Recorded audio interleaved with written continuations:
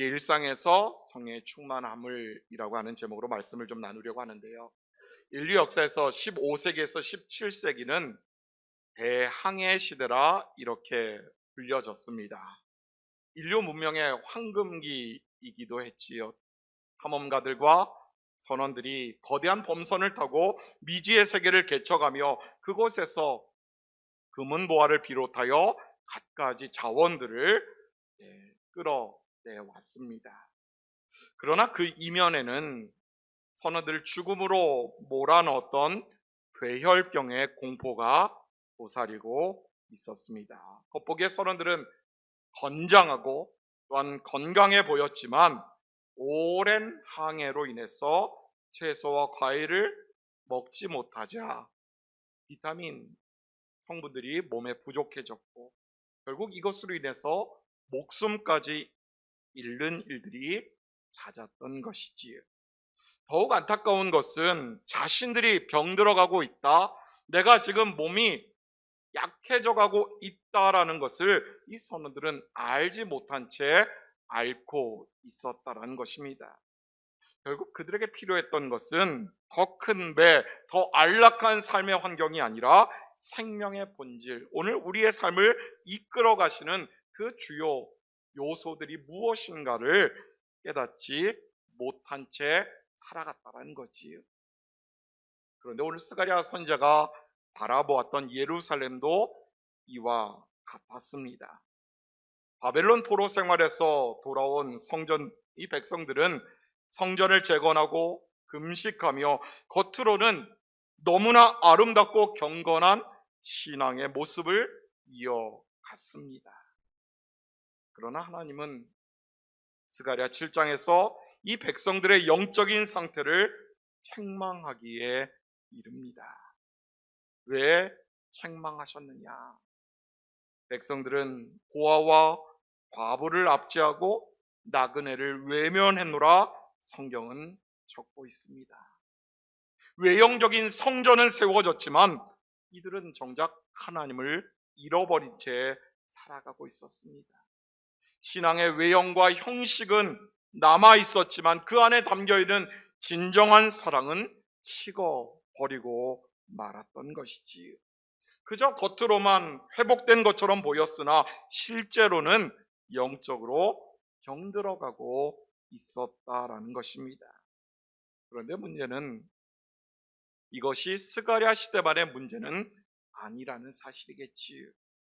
겉으로는 오늘 우리의 예배가 또 예배의 전통을 지켜가며 또한 우리의 직분을 이어가며 신앙의 외형을 유지한 채 건강한 믿음을 소유한 것처럼 살아가고 있으나 오늘 성도들 대부분의 마음의 병을 앓고 있습니다.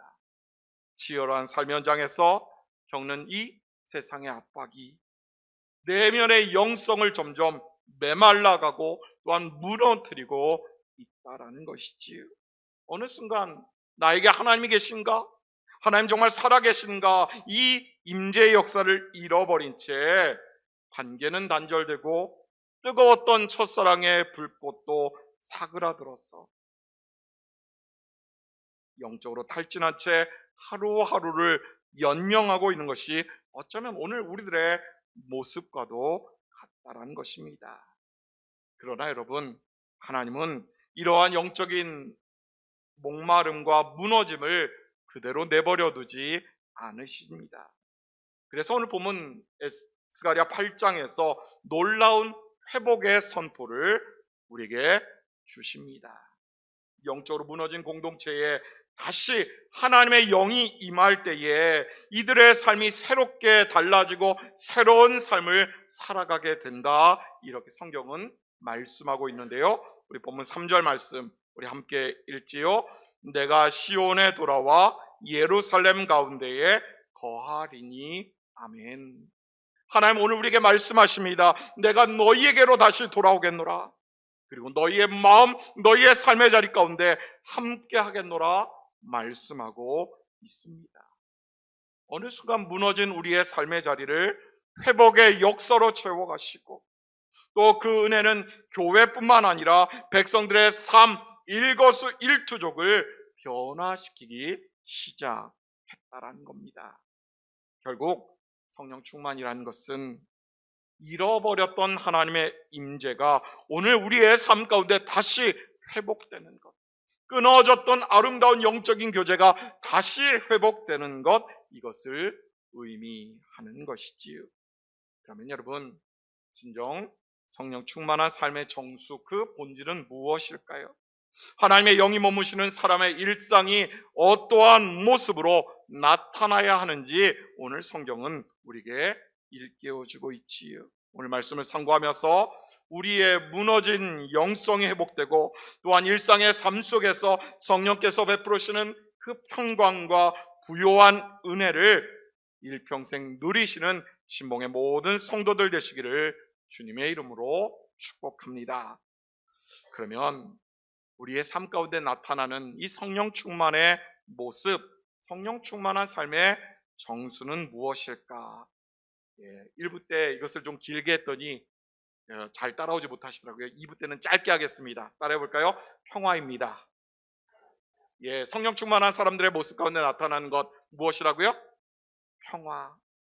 이 평화는 깨어진 관계를 치유하는 평화일 것입니다. 하나님의 영이 시온에 돌아와 예루살렘 가운데 거하실 때에 그들의 일상은 어떻게 달라졌을까요? 하나님은 우리에게 막연하고 추상적인 말씀을 하지 않으시고 거리의 풍경을 통해서 우리에게 일깨워 주시는데요. 보면 4절과 5절 말씀 우리 함께 읽습니다. 만군의 여호와가 이같이 말하노라. 예루살렘 길거리에 늙은 남자들과 늙은 여자들이 다시 앉을 것이라. 그 성읍거리에 소년과 소녀들이 가득하여 거기에서 뛰놀리라. 아멘. 목사님, 우리 예배 마치고 나가면 아이들이 잔디밭에서 마음껏 뛰노는데요, 우리의 일상인데요, 이렇게 말씀할 수도 있을 겁니다. 그러나 당시 예루살렘의 현실을 생각하면 이것은 결코 평범한 장면이 아니었습니다. 우리가 이 본문을 이해하려면 앞에서 말씀드린 그 예루살렘 당시의 모습을 살펴보아야 합니다.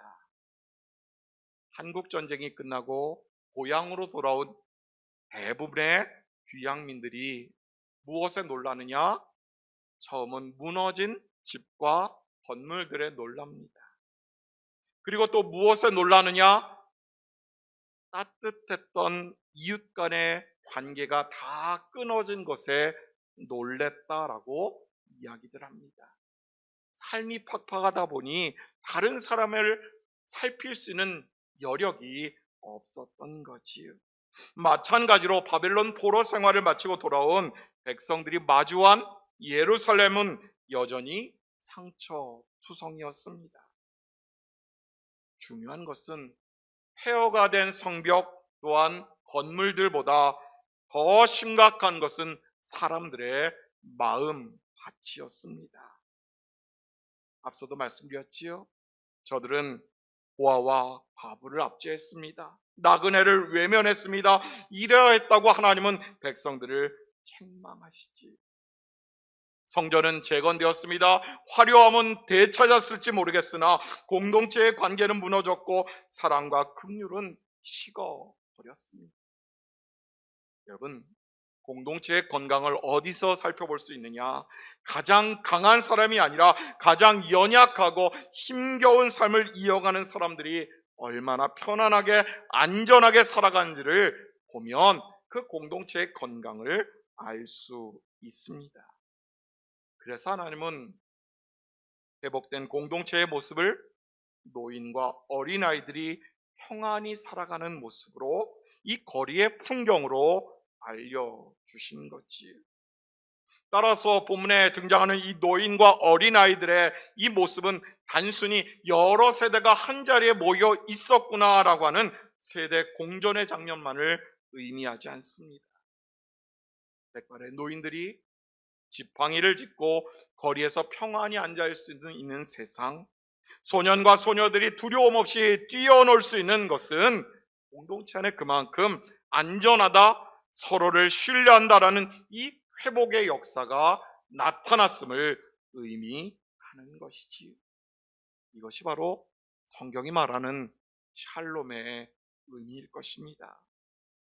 샬롬은 단순히 싸움이 없는 상태, 이것만을 의미하지 않습니다. 하나님이 오늘 우리와 함께 하신다. 하나님과의 나와의 관계가 회복되어 있다. 그리고 사람과 사람 사이의 관계가 회복되어서 가장 연약한 자들까지도 안식을 누리는 온전한 평화를 바로 샬롬이라 말할 수 있을 것입니다. 결국 성령 충만의 이 첫 번째 증거는 평화로움, 깨어진 관계가 회복될 수 있는 이 평화로움이 성령 충만의 첫 번째 모습이라는 것이지요. 바라기는 이러한 평안의 모습, 평화의 모습이 신봉의 모든 가족들, 우리의 삶의 터전 가운데 넘쳐나게 되기를 간절히 축복합니다. 그러나 안타까운 것은 우리는 주일에는 함께 예배하며 아름다운 은혜의 교제를 나누지만 정작 삶의 현장으로 나아가는 월요일부터 갈등과 상처로 지쳐 살아갈 때가 너무나 많습니다. 세상의 압박 속에서 나 자신을 지키려다 보니, 내 몸 하나 건사하기 너무나 힘겨운 세상 속에 살아가다 보니 마음의 문을 닫게 되지, 가장 가까운 사람에게들조차 차갑게 대하기 일쑤입니다. 그러나 오늘 말씀은 우리에게 이야기합니다. 일상에서 성령의 충만함을 누리는 삶은 다르다라고 말씀합니다. 성령께서 우리의 굳어진 마음을 녹여주시기에, 갈등의 자리에 화해를 선포하시기에, 상처난 자리에 용서를 심어주시기에 분명 달라야만 하는 것이지요. 바라기는 여러분들의 가정과 일터에서 샬롬의 통로로 살아가시는 여러분들 모두가 되기를 간절히 축복합니다. 그래서 내가 어느 곳에 있든지 나를 통하여 하나님의 평강의 역사가 내 삶의 모든 곳을 충만하게 채워가시는 여러분 모두가 되시기를 주님의 이름으로 축복합니다. 두 번째로요, 성령 충만한 그 삶의 모습 무엇일까? 따라해볼까요? 은혜입니다. 네, 항상 은혜라는 단어가 많이 나오는데 우리 교회도 은혜 권사님이 계시죠? 네. 하나님께서 약속하신 그 회복과 평화의 비전을 듣게 된 백성들, 그들의 마음은 어떠했을까요? 아마 모두가 바라는 바였을 겁니다. 그런데 이들에게는 상처가 있었습니다. 오랜 포로 생활과 절망과 피로감에 젖어 있었기에 선지자가 선포하는 이 미래의 모습, 아름다운 이 모습은 우리가 이룰 수 있을까? 쉽지 않을 텐데 가능할까? 마치 이루어질 수 없는 꿈처럼 다가왔다라는 거지요. 바로 이러한 백성들의 마음을 꿰뚫어 보신 하나님은 이어서 이렇게 선포하시지요. 본문 6절 말씀 우리 함께 읽습니다. 만군의 여호와가 이같이 말하노라. 이 일이 그날에 남은 백성의 눈에는 기이하려니와 내 눈에야 어찌 기이하겠느냐. 만군의 여호와의 말이니라. 아멘. 낯선 단어 하나가 보이시죠? 기이하다라는 단어입니다. 단순히 신기하고 놀랍다라는 의미를 뜻하지 않습니다. 인간의 방송실 PPT 보여주세요. 들어갈 부분입니다. 네, 감사합니다. 반응해 주셔서. 인간의 이성과 지혜 그리고 상식과 계산으로는 도저히 설명할 수 없는 하나님의 초자연적인 역사를 나타낼 때에 이 기이하다, 히브리어 팔라라는 단어를 사용합니다. 실제로 전쟁을 겪은, 포로 생활을 겪은 백성들의 삶은 너무나 처참했겠지. 여전히 고향으로 돌아왔지만 정치적으로는 바벨론에 의해서 바사 페르시아의 지배 아래 놓여 있었습니다.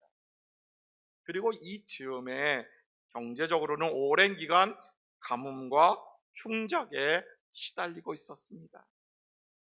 영적으로도 오랜 포로 생활 가운데 마음의 여유를 찾아볼 수가 없었습니다. 상처에서 헤어나오지 못하고 있었던 것이지요. 이러한 백성들의 눈에 예루살렘이 회복될 것이다, 예, 영광을 회복할 것이다 라고 하는 이 말은 사실상 불가능한 것처럼 보였을 겁니다.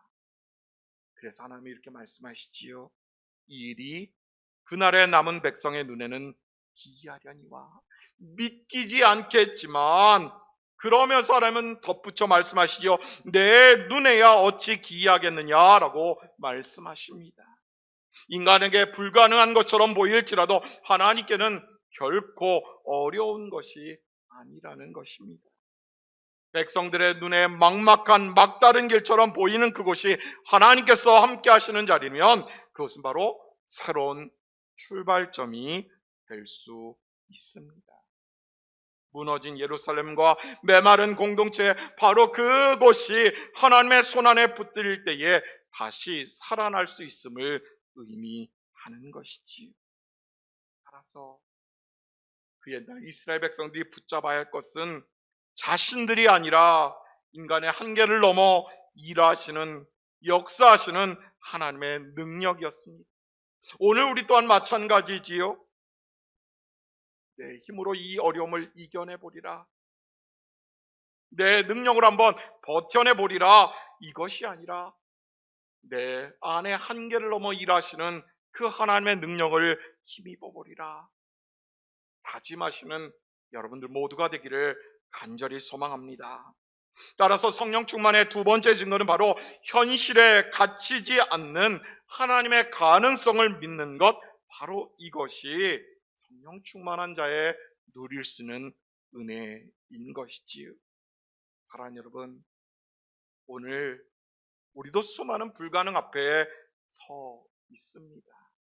아무리 기도해도 오랜 시간 구하여도 변하지 않는 주변 상황이 있습니다. 해결의 실마리가 보이지 않는 삶의 문제들이 너무나 많이 쌓여 있지.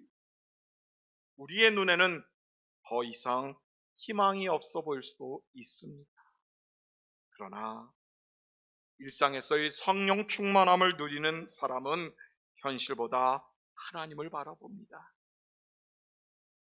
오늘 내 능력, 내 삶의 자리보다 하나님 일하시는 곳을 바라보게 됐지요. 내 경험과 내 머릿속에 계산을 내려놓고 하나님의 가능성을 신뢰합니다 바라기는, 이러한 모습이 우리 신봉의 모든 가족들에게 넘쳐나게 되기를 간절히 소망합니다.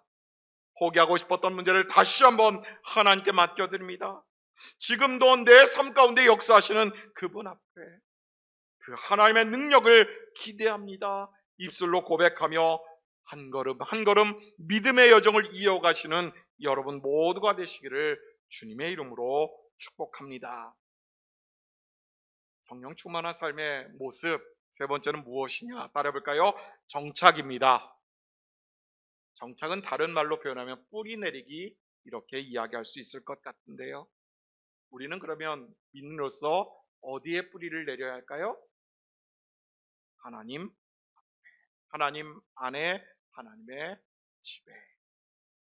인간의 한계를 뛰어넘어 불가능을 가능하게 하시는 하나님의 은혜는 이제 흩어졌던 백성들을 다시 세우시는 구원의 역사로 이어지게 됩니다. 본문 7절과 8절 말씀 우리 함께 읽지요. 보라, 내가 내 백성을 해가 뜨는 땅과 해가 지는 땅에서부터 구원하여 내고 인도하여다가 예루살렘 가운데에 거주하게 하리니 그들은 내 백성이 되고 나는 진리와 공의로 그들의 하나님이 되리라. 아멘. 나라를 잃어버리고 나그네처럼 살아온 백성들을 모아 이들을 예루살렘에 거하게 하시겠노라 약속해 주십니다. 흩어졌던 곳에서 돌아오는 것, 귀환이 아니라 하나님 안에 다시 뿌리 내리는 영적인 정착의 은혜를 허락해 주시겠다라는 것이지요. 포로 생활을 끝내고 이들은 마치 무언가에 홀린 듯 고향으로 돌아왔을 겁니다. 막연하게 그곳으로 가야지, 내가 태어난 곳이니까, 내가 그곳에 살던 곳이니까. 그런데 하나님이 백성들을 이렇게 모으신 것은 예루살렘을 다시 세우시기만을 위해서가 아니었습니다. 바로 하나님은 이렇게 말씀하시지요. 그들은 내 백성이 되고 나는 그들의 하나님이 되리라 말씀하십니다. 바로 이것이 성경 전체를 관통하는 언약의 말씀입니다. 흩어진 백성들을 다시 불러 모아 자신의 백성으로 삼아주시고 친히 그들의 하나님이 되어주시겠다, 이렇게 약속해 주신 겁니다. 괜찮아 아이들아. 얼마나 좋아요. 예배 가운데 아이들이 뛰어노는 것. 그들이 회복해야 될 것은요, 땅이 아니라 하나님이었습니다. 성읍이 아니라 하나님과의 언약의 관계였습니다. 결국 성령 충만의 마지막 증거는 우리가 세상의 풍조에 휩쓸리지 아니하고 하나님 안에 깊이 뿌리 내리는 영적인 정착의 삶이라는 것이지요. 영국의 설교가 찰스 스펄전 목사님은 이렇게 이야기합니다.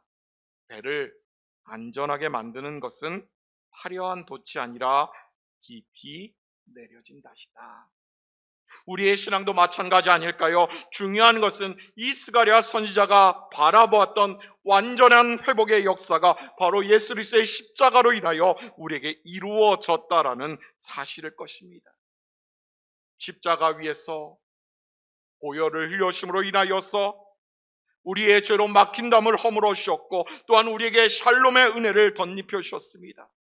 부활하신 주님께서 나는 가지만 보혜사를 너에게 보내리라 말씀하셔서 우리로 불가능 앞에서도 가능하게 만드는 믿음을 품게 하셨지요. 또한 하나님의 자녀된 우리는 하나님 안에 영원한 처소를 누리는 자들로, 본향을 향하여 오늘도 한 걸음 한 걸음 나아가는 자들로 살아갈 수 있도록 도와주셨습니다. 사랑하는 시목의 가족 여러분, 성령 충만은 순간적인 감격이 아니라 우리의 일상에서 드러나는 하나님의 회복의 역사입니다. 성령께서 임하실 때에 깨어진 관계에는 샬롬의 역사가 나타날 것이고, 불가능한 것들이 가능하게 될 뿐만 아니라 방황하던 영혼들은 이제 하나님 안에 깊이 뿌리 내리게 됨을 볼 수 있습니다. 바라기는 오직 하나님께 삶의 닻을 내리고 흔들리지 않는 인생으로 살아가시는 여러분들 모두가 되기를 간절히 소망합니다. 날마다 하나님의 임재 가운데 오늘 내 삶도 주님께서 붙들어 주신다. 그러니 우리에게 능치 못함이 없을 것이다. 이 믿음으로 인하여서 하루하루를 승리하며 살아가시는 여러분 모두가 되시기를 주님의 이름으로 축원합니다.